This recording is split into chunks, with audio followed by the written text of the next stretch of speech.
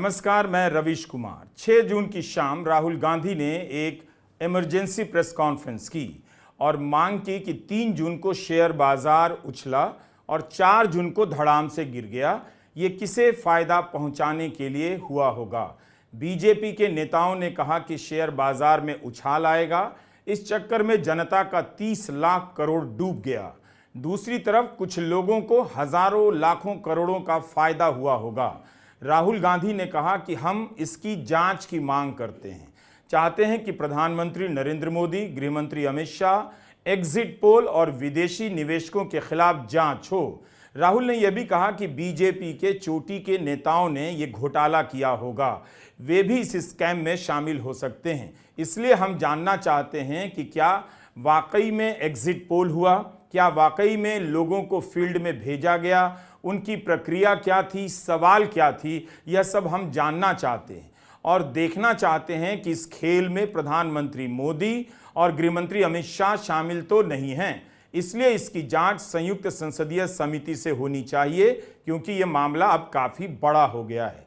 पहली बार हमने नोट किया कि चुनाव के समय प्रधानमंत्री ने, होम मिनिस्टर ने और फाइनेंस मिनिस्टर ने स्टॉक मार्केट पर टिप्पणी दी। प्रधानमंत्री ने 2-3 बार, 4 बार देश को कहा कि स्टॉक मार्केट तेजी से आगे बढ़ने जा रही है। होम मिनिस्टर ने सीधा कहा कि 4 जून को स्टॉक मार्केट आसमान में जाएगी, लोगों को खरीदना चाहिए। और यही मैसेज फाइनेंस मिनिस्टर ने दिया। तो ये क्रोनोलॉजी है। अमित शाह कहते हैं बाय शेयर्स बिफोर 4 जून। 19 में नरेंद्र मोदी जी कहते हैं stock market will break records on June 4। फिर 28 मई को रिपीट करते हैं। 1 जून मीडिया झूठे एग्जिट पोल रिलीज करती है।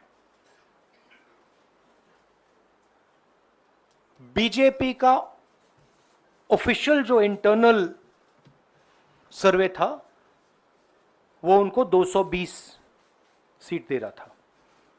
तो ये इंफॉर्मेशन बीजेपी के लीडर्स के पास था। इंटेलिजेंस एजेंसीज ने 200 और 220 के बीच में सरकार को बताया था कि उनकी सीट्स आ रही हैं। 3 जून को स्टॉक मार्केट सारे रिकॉर्ड तोड़ देता है और 4 जून को खटाक से स्टॉक मार्केट अंडरग्राउंड चला जाता है। ये देखिए 31 मई massive stock activity, more than double what was there on 30th, more than double what was there on 29, 28। ये अनोमली देखिए। ये कौन लोग हैं? ये वो लोग हैं जो जानते हैं कि कोई ना कोई घपला हो रहा है। हजारों करोड़ रुपए यहां पे इन्वेस्ट हुए हैं, फॉरेन इन्वेस्टर्स ने इन्वेस्ट किए हैं और उसके बाद 30 लाख करोड़ रुपए का लॉस होता है। किसका लॉस होता है? रिटेल इन्वेस्टर्स का लॉस होता है। तो ये जो आप देख रहे हैं हिंदुस्तान की स्टॉक मार्केट की हिस्ट्री का सबसे बड़ा स्कैम है और इसके बारे में हम कुछ सवाल पूछना चाहते हैं।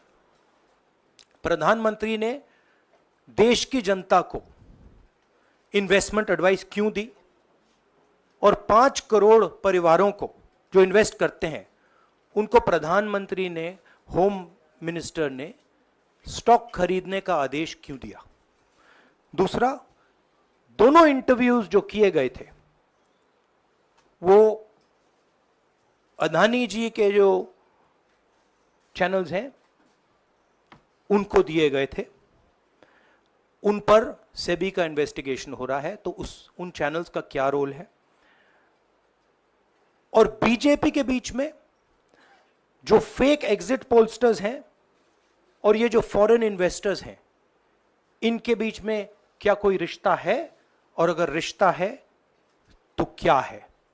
हम जेपीसी चाहते हैं, हम इन्वेस्टिगेशन चाहते हैं, और देश इसकी सच्चाई जानना चाहता है। आखिर क्या हुआ होगा? क्या प्रधानमंत्री नरेंद्र मोदी को पता होगा कि बहुमत नहीं आने वाला है?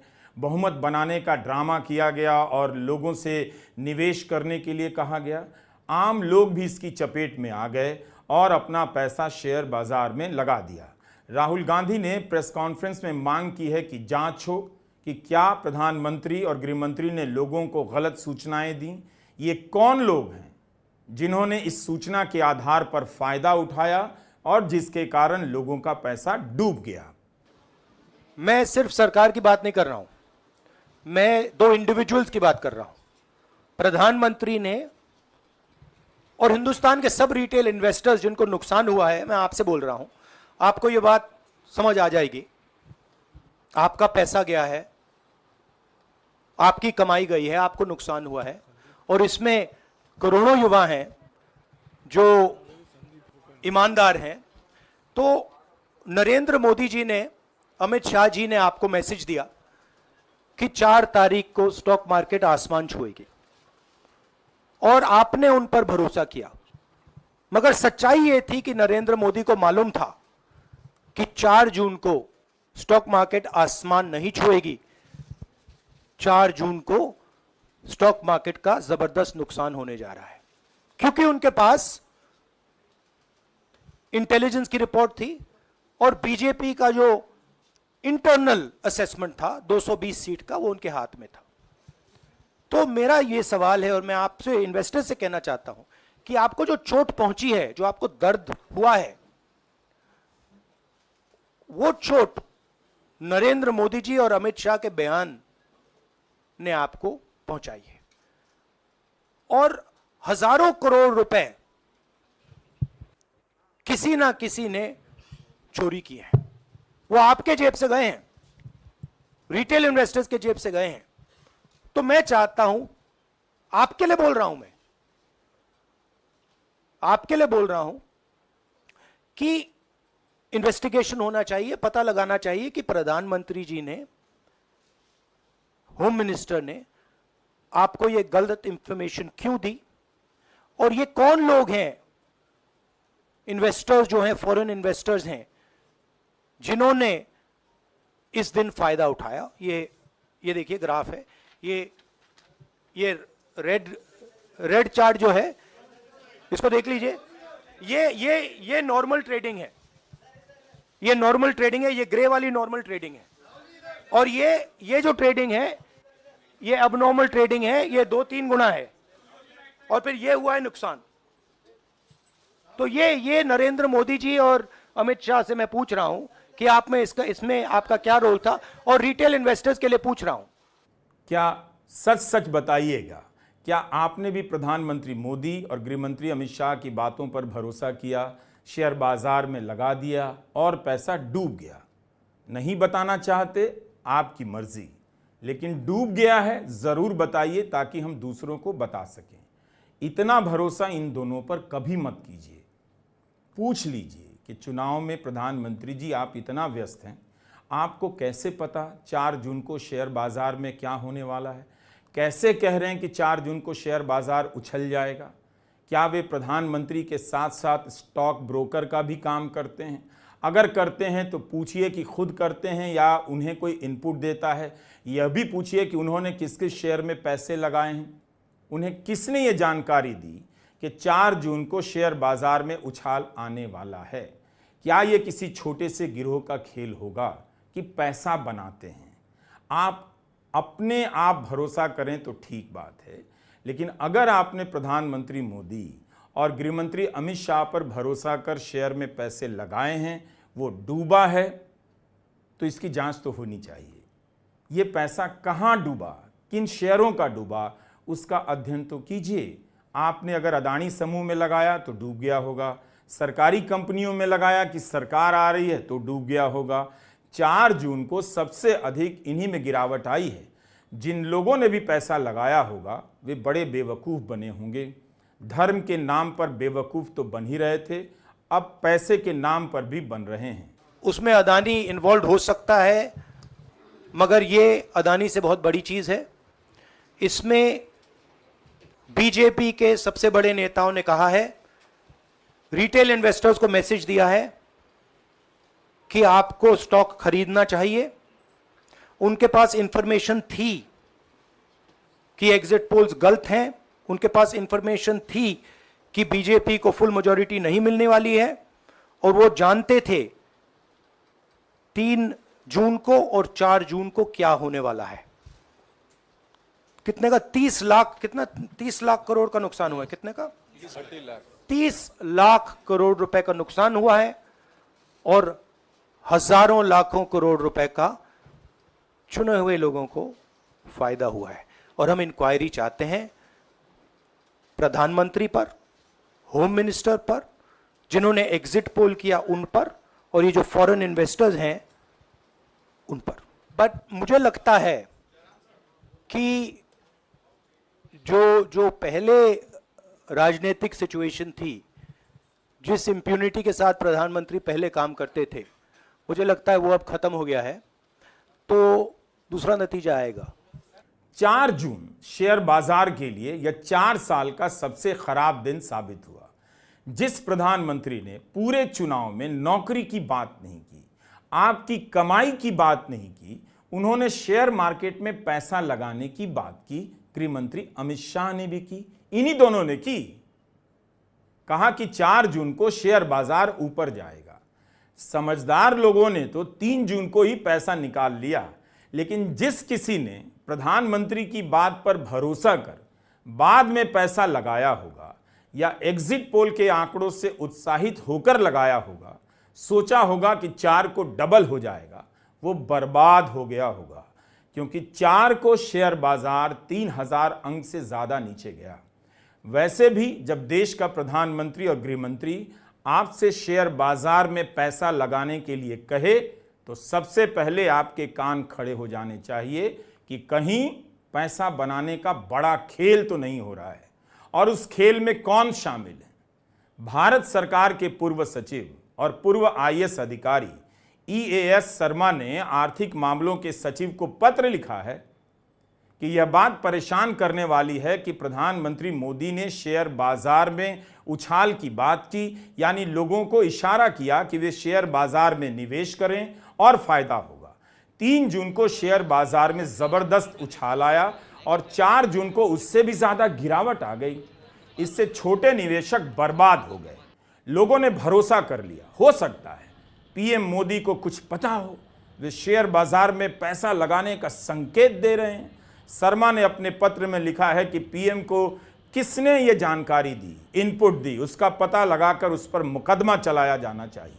सेबी को भी जांच करनी चाहिए। तृणमूल कांग्रेस के राज्यसभा सांसद साकेत गोखले ने पत्र लिखा है कि सेबी एक्सिस माई इंडिया की जांच करे। उसने बीजेपी को ज्यादा नंबर दिए, लेकिन जब रिजल्ट आया तो कुछ और निकला। ज्यादा नंबर देने से लोगों में आशा जगी और प्रधानमंत्री ने भी कह दिया शेयर बाजार उछलेगा। तो इसके पीछे किसने खेल खेला, इसकी जांच होनी चाहिए।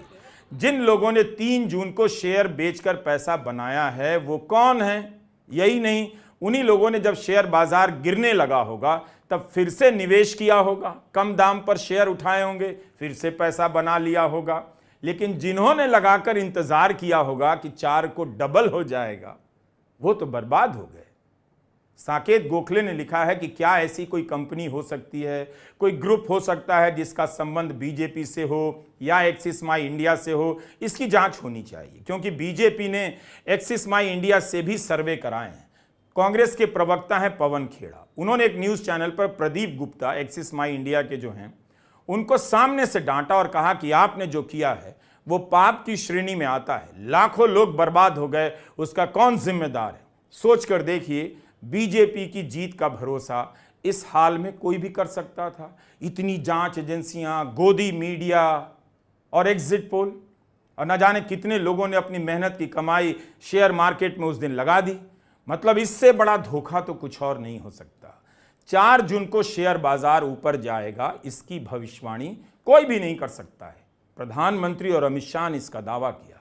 शेयर बाजार के जानकार तो ऐसा नहीं करेंगे, क्योंकि उन्हें पता होता है कि किसी भी कंपनी का शेयर ऊपर चढ़ता है या नीचे आता है या मोदी के कारण नहीं होता है और ना मोदी के कारण होना चाहिए।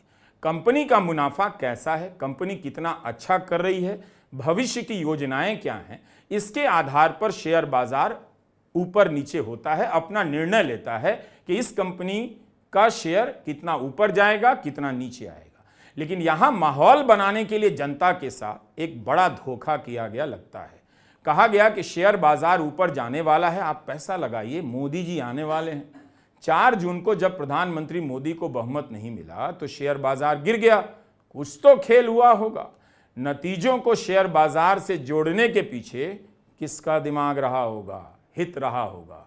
कोई तो होगा जो लोगों से पैसे लगवाकर अपना पैसा निकाल रहा होगा। नमस्कार, मैं रवीश कुमार।